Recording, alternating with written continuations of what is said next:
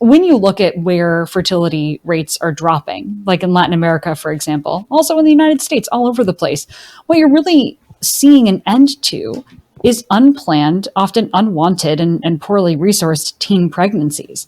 These are often, pregnancies that are not ideal. These are kids who are not getting the amount of care that their parents or that the kids themselves would like.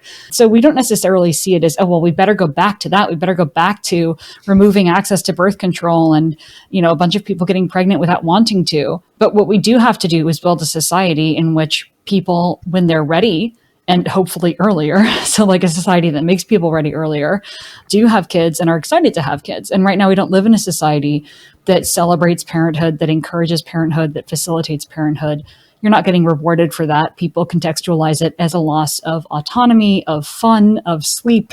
It's all about giving things up, and there are very few rewards for that. So it's a mixture of rewarding things, some very subtle policy changes that make it easier on people, but it's not about going back to the way things were. We can't. You can't undo globalization and the internet and the modern economy as much as many people want to. I push back a little there. What we mean is we shouldn't. I mean, it's if it turns out... we can. This is something, we've pointed out before. If it turns out that the only groups that are able to motivate above repopulation fertility rates are the groups that remove rights from women, then in the future, women will not have rights because those are the only groups that will survive. Yeah. If our movement fails at its sort of voluntary, pluralistic solutions to fertility collapse, pluralism and voluntary fertility will end as concepts for our species. Yeah, ultimately, if you care about feminism, if you care about education for women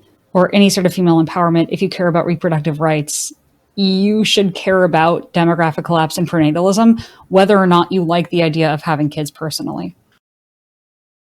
What you're interested in is long-term pluralistic human thriving, we have to find a way to motivate humans to want to pass on their culture to other people. We need to become the society. One of my favorite things that somebody asked me on our podcast is, why do you fight to make the world a better place when you'll never experience it?